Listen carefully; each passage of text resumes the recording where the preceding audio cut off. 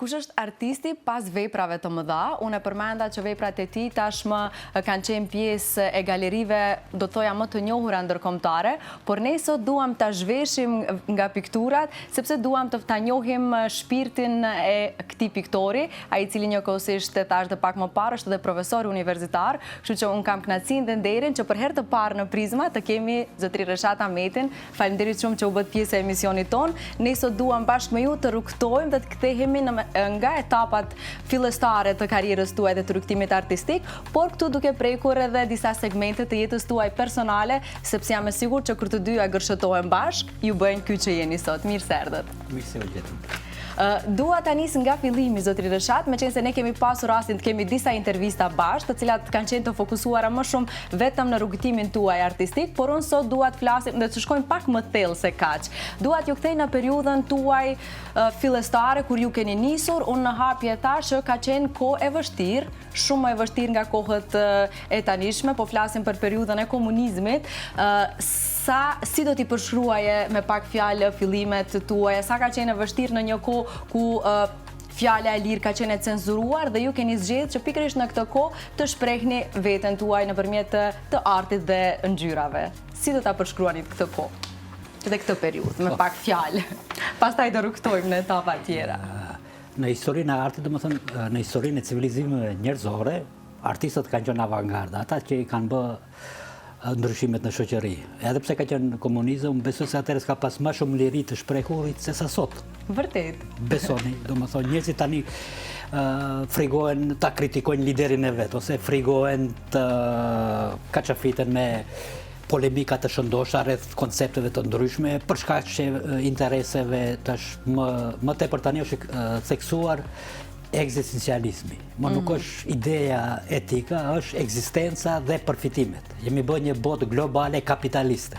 Okej. Atëherë ne jetoshim me një ëndër, të gjitha barabartë, kështu me radhë, dhe në atë kohë diheshte kush është ajduti, kush është polici, kush është më lehtë se tani. Ka qenë një shoqëri e kontrolluar, edhe ka pas shumë kreativitet, se nëse ekzistojnë dogma ideologjike në shoqëri, provokimi për t'i thënë është më i fuqishëm.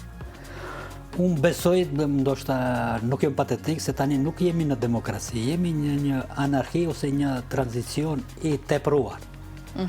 Ende nuk kemi mundu shtyllat e të vlerave reale, do më thonë, tash kemi për fat të keq shumë zgjidhje të gabuara ose mediokre, varet nga shumë rrethanat që biseduam, tash është më e theksuar aspekti material. Dërsa në kohën tonë ishte idealizmi shumë i theksuar. Unë si student ishëm shumë ma i hapur me profesorët, kishëm polemika, bërtaqa dhe njerë profesorit ashtu si i ri, kështu me radhë. Mirë po kishëm fase ata profesori ishin artistë gjithashtu, edhe kuptueshim shumë mirë. Si nxënës i shkollës mesme më kujtohet, ishte hit Pink Floydit, Hey teacher, leave the kids alone. Ne nxënësit e kishim si him, na leni rahat, kështu me radhë. Ishte periudha e punkit, ishte periudha e new wave, një periudhë rebelimi pozitiv, do thoja, që pastaj u shndrua në një revolucion. Unë besoj se ajo gjenerat ka prodhu gjigante. Tani është një, ndoshta jam subjektiv, se ndoshta nostalgjik, mirë po shumë vështirë tash në dalin njerëz të cilët shpeshherë thonë çka ka prodhu kjo kohë. Kjo kohë moderne. Po, çfarë artist kemi? Çfarë aktor kemi, çfarë shkrimtar kemi, çka ka prodhu kjo kohë. Ende nuk kemi emra të fuqishme si në atë kohë që ishte në komunizëm. Mund ta konsiderojmë si një rezistencë të fshehur artin që nga ajo kohë? Artistët gjithmonë kanë rezistuar. Kanë pas edhe artistë sallonesh. Francisco Goya ka qenë një piktor i njohur, edhe mbretëria ka dashur më në portretin e mbretit dhe familjes së tyre. Por ai personalisht i ka urrej se i kanë udhëhequr pushtetin, i ka pikturuar ashtu siç janë, por ka fut një dozë të idiotizmit në fytyrat e tyre, që fillimisht ata janë gënjesë i përngjan, domethënë vizualiteti, por pastaj kur bëjnë analizë është tallë me mbretërinë edhe ka shpëtuar se është larguar. Pra, gjithmonë artistët duhet të jenë ata të cilët e nisin ata anën të dimensionit njerëzor, human, jo vetëm në aspektin profesional. Pa art njeriu nuk ka kuptim. Atë do të ishte kafshë. Shpesh herë them civilizimi ekziston për shkak ekziston arti dhe kultura. Të gjithë mund bjetojnë, kafshët, ke miliarda kafshë që ekzistojnë, por vetëm qenja njerëzore që ka në vete artë, që bën diçka që e madhështon, ose them jep anën hyjnore të jetës, të Zotit e kështu me radhë. E qartë. Tani dua të kthehemi pak në periudhën e studimeve tuaja, një pjesë në Shkup, pastaj pjesa tjetër në Prishtinë. Kjo ka qenë, mund të them, edhe një nga periudhat ku shoqëria ka pësuar tranzicion. Si e keni përjetuar ju këtë tranzicion dhe sa jeni nostalgjik për këtë periudhë të studimeve? Cilat janë ato momentet më të veçanta, të cilat sapo ktheheni në këtë periudhë ju kujtohen ndoshta që ju kanë ndërtuar po dhe formuar juve si artist pastaj? Çdo kohë ka vlerën e vetë. Më kujtohet si student edhe ndryshim shkojmë në Perëndim. Unë si student kam vizituar portrete në Bregdetin Jugoslav, gjatë verës. Pastaj në Vjenë, e kishim fatë se Jugoslavia atëre se kishte pasaportin më të më shumë vlerë se tani që kemi ne pasaportin, nuk duhesh të vizë para. Duke vizë në Vjenë, Kartnestrasse, pra në rrugë kom vizituar portrete, është një eksperiencë, domethënë takon artistë tjerë kështu më radhë. Por unë me vete mbarësha edhe skicat edhe pikturat për të kemë ekspozit në Vjenë. Ashtu që ndodhi gjatë studimeve të marrë termin për ekspozit në Vjenë, bazë mbarimit se duhet 1 vjet ose 2 vjet para të paraqitesh. Ajo është një eksperiencë e mirë, domethënë. Pra gjithmonë me ambicie të mëdha, që nga koha e studimeve, asnjëherë nuk keni qëndruar në komfort zonë. Unë si diçka normale, je artist, kërkosh të ekspozosh. Jo për te për të idealizosh, jo për te për të ndrysh, se edhe atje ku shkosh me vete e merr veten, domethënë, nuk ndryshon asgjë. Vetëm duhet të kesh turim dhe ta lexosh rrethin ku je, se nuk duhet rrethi të përshtatet për ti ku shkojnë jashtë. E vërtetë. Rreti do të përshtatet atëherë ti kur ofron diçka, unë shpesh u them edhe kolegëve, edhe studentëve.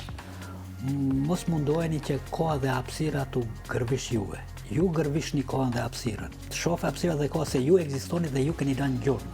Ju keni bë. Çdo qenje njerëzore është i veçantë. S'ka.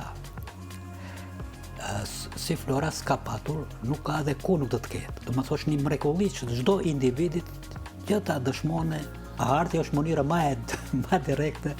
Do më thonë, si student nuk kam nditur urtë.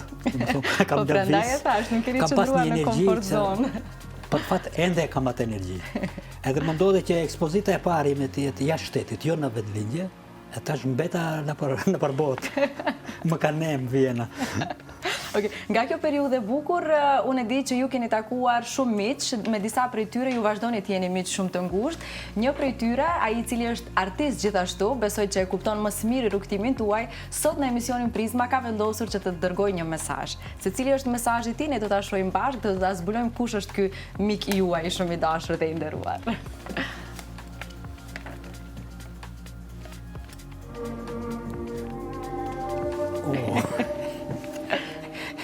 Përshëndetje Flora, përshëndetje Resha. Në ambjenti i shtëpisë, po të lajmëron, pasi që mora vesh se do të kesh emision tek Flora në Alsat dhe më tha disa fjalë që të them për ty. Si që dim, unë e ty do më thonë, qysh nga vitet e studimeve, njifemi, do më thonë bi 20 vjetë, kemi bërë shumë qëra dhe tjera bashkarisht, kemi bërë në fushën fushën e arsimit në Universitetin e Tetovës, ku çdo vit organizojmë koncert dhe muzika dhe art dhe piktura. Këtu e bënim bashkë dhe e bëjmë bashkë prapë me studentët tonë, atmosferën që për t'ju bërë më të mirë studentëve që të promovohen. Këto e bëjmë gati çdo vit, do shta nga njëherë edhe 2 herë në vit. Këto e në ato që na kujtohen, pastaj kemi qenë edhe në bordin themelimin e 22 nëntorit Kongresi Manastirit, ku kemi pasur shumë dhe punë, jo punë të profesionizmit tonë se si do të duket ai çmim, por ishte puna edhe që të shtyhet me gjyks, se të luftohet që çmimi i studentëtorit të futet emri që është çmim shqiptar, që nuk deshin ta fusin edhe në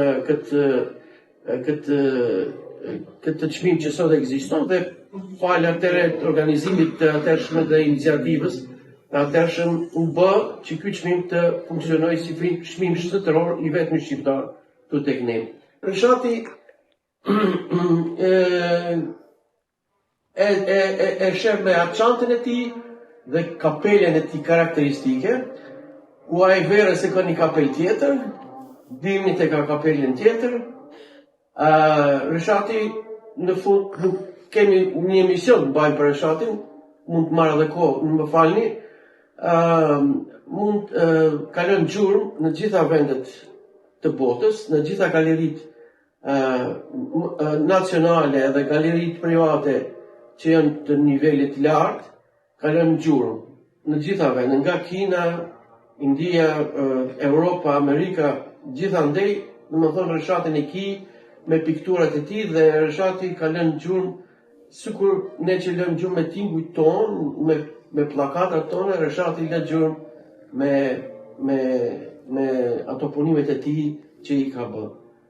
Nuk dua të marr shumë kohë dhe ju uroj gjitha të mira, Rëshat të uroj shëndet dhe punë shumë të mëdha, di që na pret edhe disa vite pensioni, po artisti kur nuk pensionohet, artisti pensionohet vetëm se atëherë kur nuk është në këtë botë. Faleminderit, të uroj shëndet edhe gjitha të mira. Një mesazh i bukur, shumë i veçantë. Surprizë mirë. Folem për atë kohë, domethënë ajo kohë ka prodhuar një Blerim Grubi. Mendoj përveç që është mjeshtër, po është edhe një intelektual i jashtëzakonshëm. Atëherë s'ka qenë viteve 90 ne ishin luftat e para të imponimit të kulturës shqiptare në Maqedoni, se jemi të barabat me bile dhe nuk do të teproj mirë, për në shumë sfera kemi qenë edhe më të fuqishëm se ata të cilët e kam pas në servis pushtetin, shtetin, gati gjysmë shekuj. Me Blerin Grubi kemi patur prezantim në... Kemi këtë disa fotografi kujtime. Po, 94. Nga periuda juaj, ndoshta nuk e di çfarë periudhe saktë ishin ato foto. Kjo është në galerinë. Domethënë kemi një histori të përbashkët. Çfarë kohë ka prodhuar një Blerim Grubi, një Xhevat Limani, një Bajrush Mjaku, domethënë kanë qenë mos më midhnohen tjerë se të gjithë. Një periudhë e ardhë, do thoja. Domethënë këtë ata që e kanë mbajtur atë peshën, edhe ka qenë këta artistët tonë nuk e dinë se sa vështirë ka qenë. Të hysh në galerinë nacionale, kombëtare, ose të jesh në opera balet në atë kohë, ishte të mërshme. Ne tani kemi dy drejtorë të galerisë, edhe të kombëtare, edhe të muzeut bashkëkor shqiptar. Domethënë ta shqiptarët kanë aq shumë mundësi dhe njerëz që thonë më mirë, ishte pak më vështirë që motivimi dhe adrenalimi për të treguar tjetë se në art nuk përparon për shkak prej ardhen e kje shqiptar ose dukesh kështu ose e kje këta afërme, arti ka produksionin e vet dhe ka vlerën e vet. Bota nuk më thirrën për shkak bukurisë time ose për kaq mençurisë time. Produktin që e tash mu paraqitëm prej Grasi si një vepër oshit të galerisë. Ndërkohë dëgjoj me New Yorkun. E kështu më radhë, domethënë, javën e kam me botën. Edhe është një ndjenjë e mirë kur ngjesi një tërësi më globale, e pjesë një tërësisë më të madhe. Ndërsa tek neve, kur shkojmë në universitet e kështu me radhë, kur shef me këta mikro të vogla, botra të vogla, amunizitete të pa kotipa, dhe sheh se kjo kohë nuk ka prodhu ende njerëz të cilët më vërtet janë të fuqishëm në atë që e bëjnë. Janë fokusuar në atë që e bëjnë, nuk mirën me thashë theme ose me të qenë të njohurit, por të mirën me kështu me radhë. Me Blerimin me të vërtet kemi bërë lufta të mëdha. Për 22-shin shumë kemi qenë për komisione. Luftë kemi bërë. Ne nuk kemi pas zroj, ne nuk kemi shpenzu biletet e tona për dhe një interes personal. Për shembull, ne kemi formuar edhe armiq duke luftuar për interesin e përgjithshme. Edhe ku ka erdhur radha jon, veç ne kemi edhe më vështirë.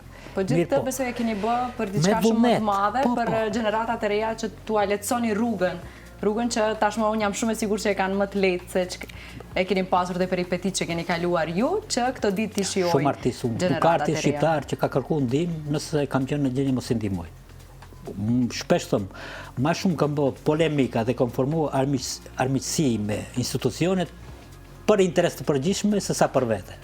Për shembull, besoj ja vlen ky çmim, ndoshta që e keni paguar rrugës. Ja vlen, për shkak se një jetë i mirë, Kur e ke shpirtin e mirë, ndoshta dhe vuesh më tepër për shkak se formohen e kështu me radhë mirë, po Zoti është i madh, për më ka ndodhur gjëra të mira. Kur tentativa ka qenë të relativizojnë si artist ose të mundoj një bish tjetër jo veprës tënde, paraqitet diçka shumë e mirë. Unë kam pas fat se kam pas edhe shok të mirë, shumë të pakta që kanë qelluar edhe kanë dhënë shpirtin për mua, prandaj është mirë njeriu të japë pavarësisht nga vetvetja, interesat e veta që i ka, është mirë që të japë zeqat, të punon edhe për tjerë se mirëqenia dhe ndihmesa e tjerëve ndihmon edhe neve, na rritën edhe neve shpirtnisht. E qartë. Meqense përmendet që në ekspozitën e parë veprat tuaja janë shfaqur para publikut ndërkombëtar. Tashmë nga kjo distancë kohore që ne po flasim, ju jeni i familiarizuar, besoj është pjesë e përditshmërisë tuaja, thatë ju merrni telefonata, sa ju kemi në New York, pastaj në Berlin, pastaj në vende të ndryshme siç e përmendi dhe Blerimi gjithandej në gjithë botën. Sa e ka ndryshuar artin tuaj, ndoshta ky moment i parë kur veprat tuaja të artit janë përballur me publikun ndërkombëtar? Sa ju ka ndryshuar juve si artist, ndoshta, dhe rrugtimin tuaj? Nuk do të them ndryshim, evollim. Se në art është rrezikshëm, nuk është rrezikshëm, por një këngëtar nëse ka vokalin të tillë, ka zërin të tillë, s'unë ndryshon e zërin, vetëm mund ta kultivon e ta bënë më mirë. Edhe në këngëtarin time, domethënë un kam ndryshime, po janë ndryshime evolutive. Së pari si student më interesonte surrealizmi i Salvador Dalit. Domethënë vizitoja figuracione të cilët gjenden në hapësira të ndryshme, i pshen një mesazh, e cila pratë kohë të komunizmit ishim shumë rebel, edin që nuk është realiteti jonë, duhet jetë një realitet tjetër. Pse gradualisht duke punuar më filloi ideja rreth geometrizmit lirikës. Duke punuar surrealizëm, kishme edhe forma geometrike, fillova të mirëm edhe me forma geometrike, me të si ndushe ta lidhi. Çdo gjë që ka bën si objekt njeriu, nuk ka jetë, janë katërore, trekëndshe, nuk ka evollim të formës, katërori është katëror. Për shembull, astallin që kemi këtu, që ka bën njeriu, janë gjithmonë. Mirë, por lulja që e ka dhënë Zoti rritet fort, duhet të bëjë një simbiozë me formave të prodhuara nga njeriu dhe nga natyra. Duke patur në geometrizëm mirë, pashtë të folklori kombëtar shqiptar, gjyshet ana mirëshin me forma geometrike, i bëjshin stilizimet. Ashtu që filloi edhe një cikël tjetër e cila quhej nga tratida. Duke bërë me koloritet të fuqishëm që ka folklori jon, gradualisht u paraqitet edhe një cikël tjetër e cila quhet tani depërtimi i dritës. Gjithmonë, domethënë, është ecje dhe evollim. Nuk ka ndryshim. Njeriu s'mund të largohet nga lëkura vete. Shpesh herë u them edhe studentëve. Respektoj vetveten. Rrite vetveten. S'ke nevojë ta imitosh dhe njërin tjetër ose të bësh dhe një tjetër. Ngresh mëngjes ti je tjetër njeri. Jo. Gëzon atë që je, përpiqu të rritesh në atë që je. Ashtu. Sa ne po flasim për krijimtarinë artistike, ne kemi një galeri tjetër se po përsëriten të njëjtat. Ti shohim një pjesë të pikturave të cilat sigurisht unë sigurova nga rrjetet sociale, që ti vizualizojmë sigurisht gjatë bisedës që ne po flasim. Këtë përmend, me Blerin grupin gjatë kohës të Covidit bëm ekspozit dhe koncert në aspektin botuam në YouTube online. Tër botë e ka bë. Jemi të parit në botë, por në rajon që kemi bë një aktivitet gjatë Covidit, studentët tanë bën ekspozitën, veprat e tyre, studentët e profesor Blerim grupit koncertin. Ashtu ishte një vishmëri e madhe, kishte shiqime, ishte një kështu mrekulli që kemi bë. Kemi bë me Blerin grupin ekspozit të absolventët mi dhe koncert të studentët në Shkup. Domethënë kur nuk e kanë bërë Fakulteti i Arteve Prishtinës, as Shkupit.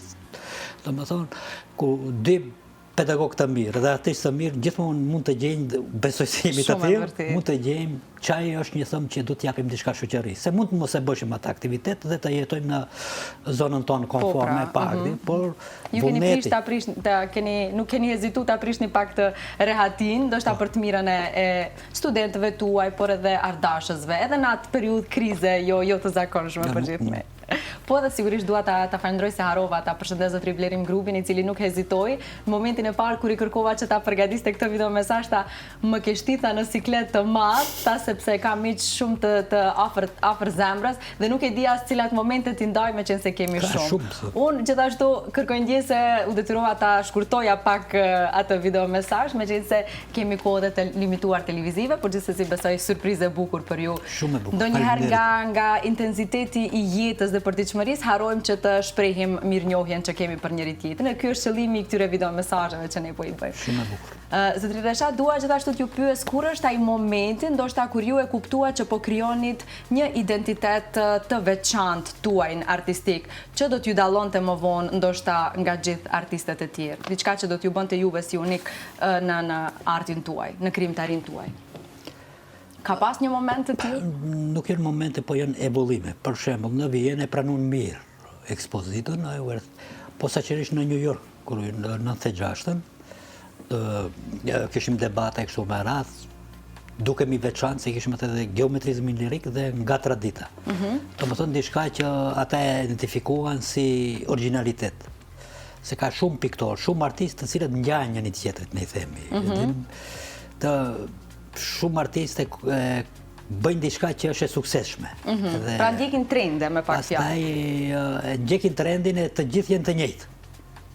Edhe tash për cilën sa të bisete kishim edhe galerisin, si vendosni se cilin artist do të jetë aty, çka janë ata vlerat. Edhe sa se të gjithë janë të mirë, por kur vendosin e kanë më shumë vështirësi, patjetër të gjejnë diçka që është më origjinale, më veçantë. Edhe atë origjinalitetin që domethënë e zbulon tek unë, e kuptova se jam në rrugë të drejtë. Po. Domethënë kur mundem në New York, nëse ke sukses në New York, je në botë. Ashtu që asnjë nuk kam pas dyshimin e a jam i kvalitetshëm, a jam nuk asnjë nuk kam shkuar në atë mendim.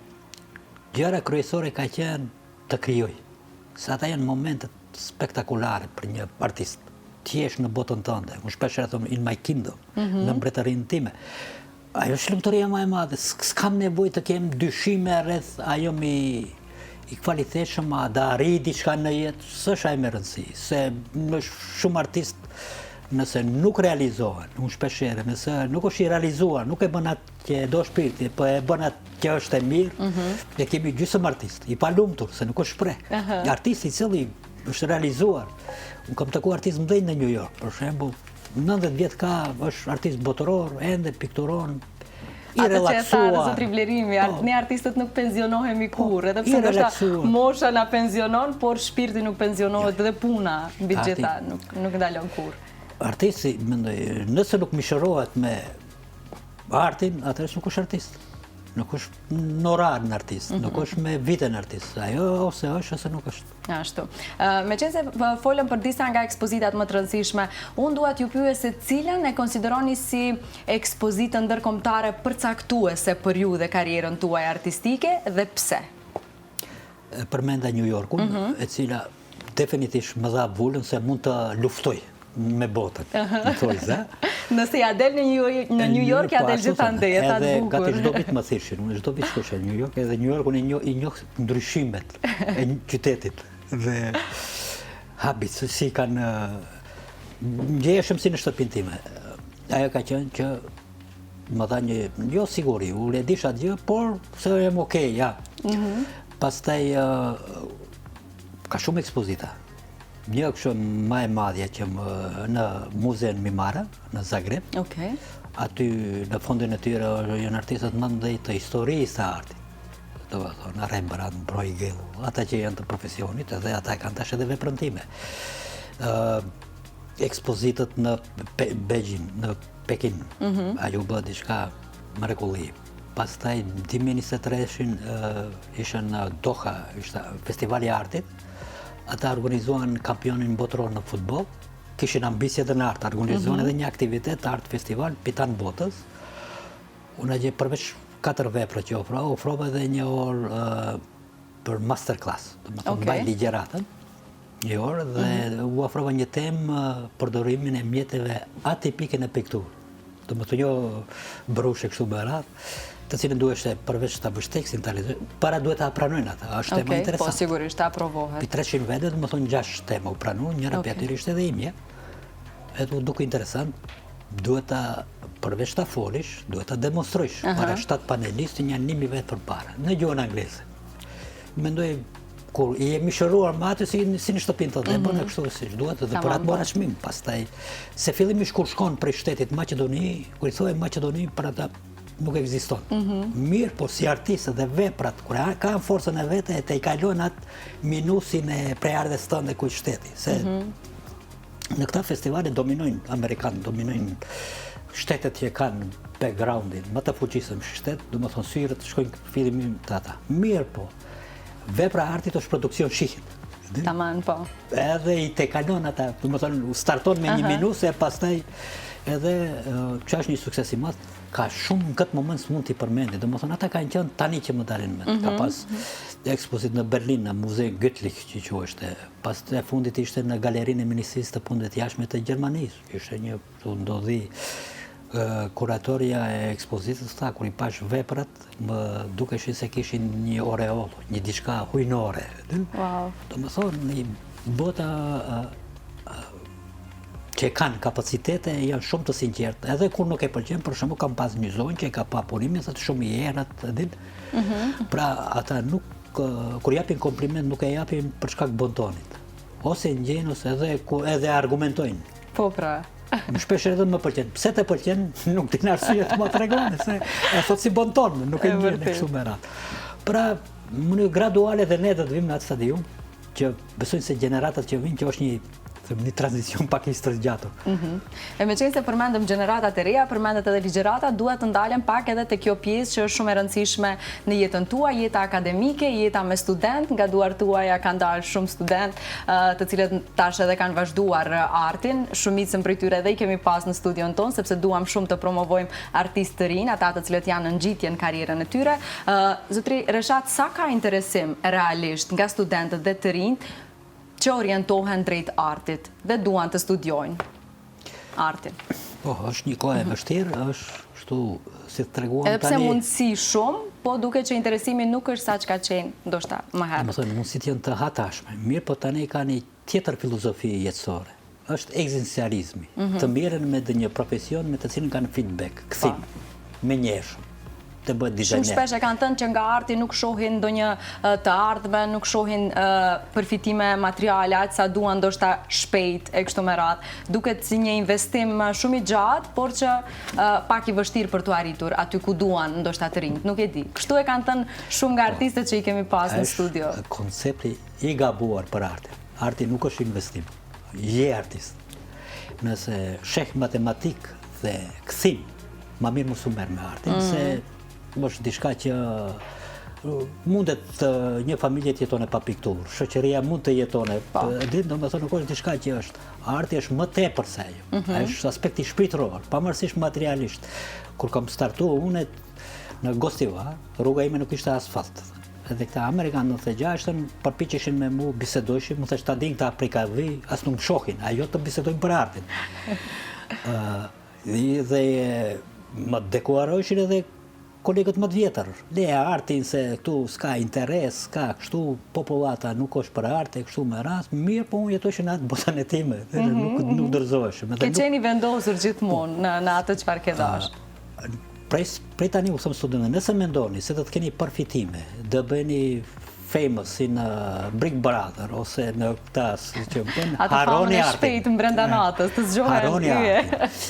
Nëse zemra nuk, ajo është dashuri, nëse zemra nuk të rreft për atë gjë, mos u merr më mirë. Nëse sheh në aspektin material, që është rëndësishëm, duhet të ekzistojsh, aty nuk do të kesh përgjigje të sakta. Veprat e para janë shit mbas 10 vjet që e kam që marr me art. Pas ka komenduar se të shkes. Nuk ka qenë fokusi juaj, besoj aty, po. Me një rrok të vogël, gjindesha kështu, mirësha vetë i bëjsha blindrama, ti preparohesha piktura, domethënë asgjë, ka qenë një tash të gjitha kushtet i kanë, galerit, hapësirat mirë, po moda, themi është se nuk ka ardhuri me artin, ma më të bësh arhitekt, dizajner, politikan, frizer, diçka që më një herë opinioniste, kështu më radhë, gjërat të cilët janë vizive, që janë të shpejta, mirë, po gjithmonë janë të shprasta. Shumica që janë bërë shumë të njohur, janë të palumtur. Se fokusin e kam patë, fama, ajo të nevoja reale shpirtërore.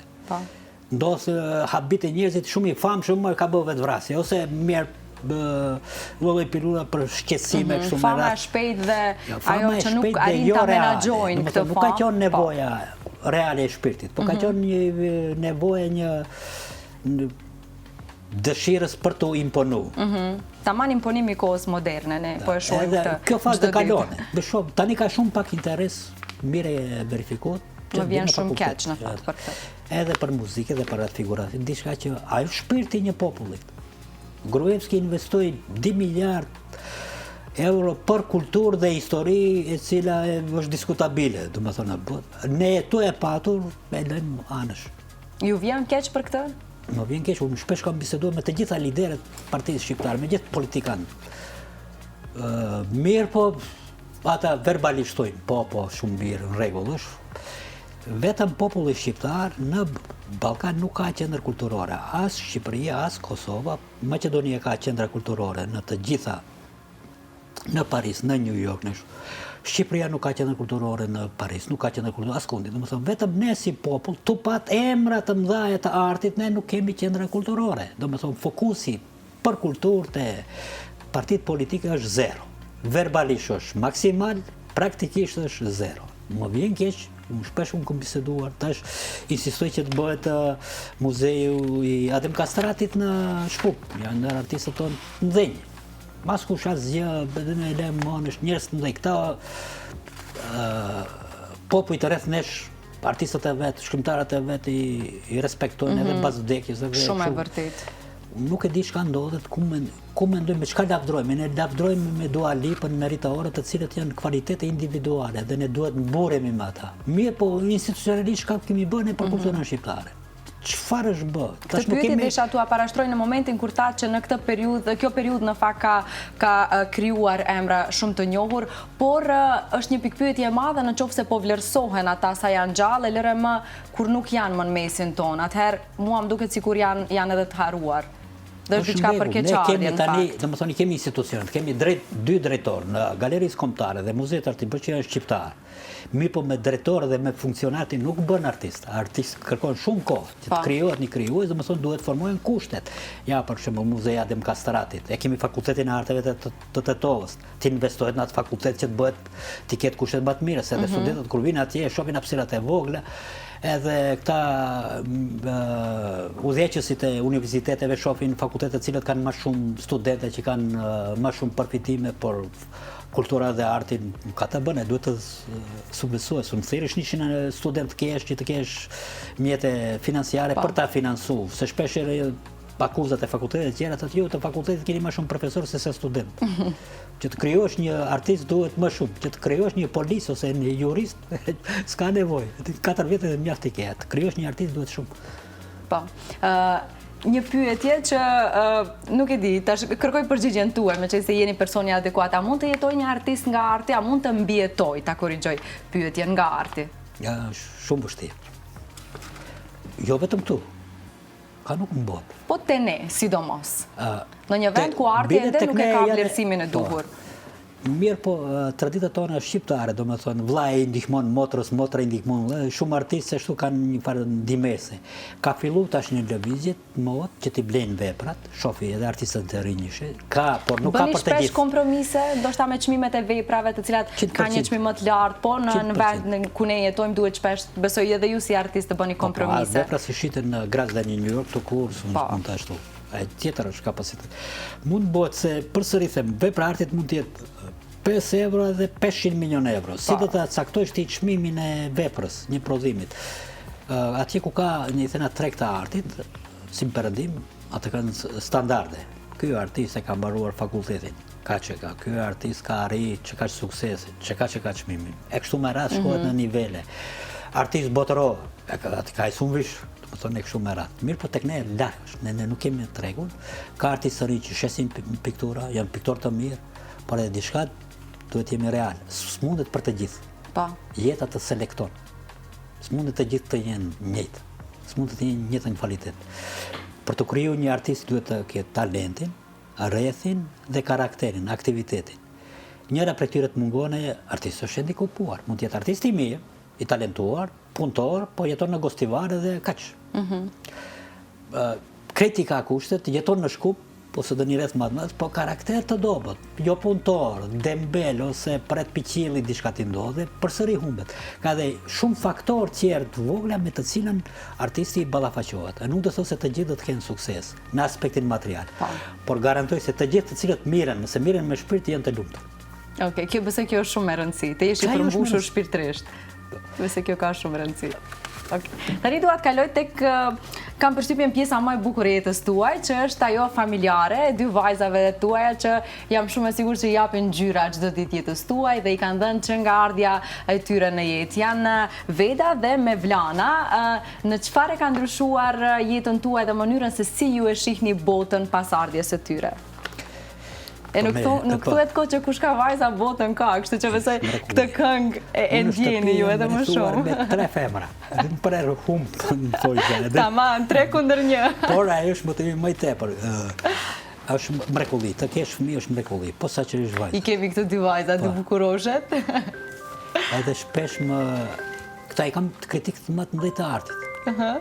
Para se ti publikoj veprat, bë dërgoj atyre, ti shohin, a bën ti postoj e jo, edhe japin një. Kuptojnë nga arti? Plotësisht. Po. Por nuk e kanë trashëguar talentin. Është telefoni? Nuk është problem, jemi live, ta ndërpresim, mos na pengoj. Mos na pengoj. E ndana unë zërin, po... Edhe... Okej, dikush insistus.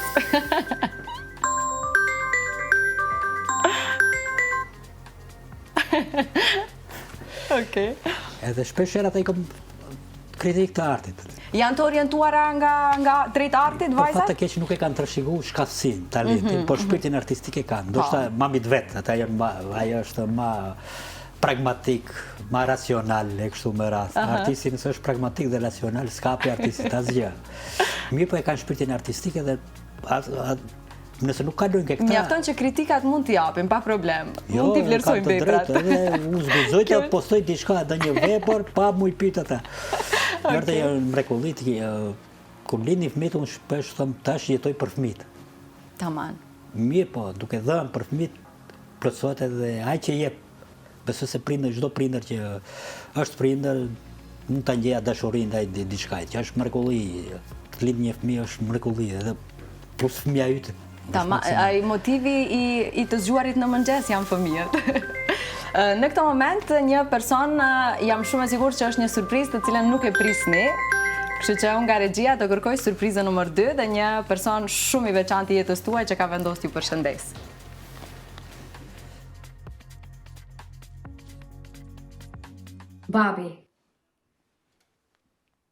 Babi, ti je personi me vlera të larta njerëzore, si prindër edhe si një artist.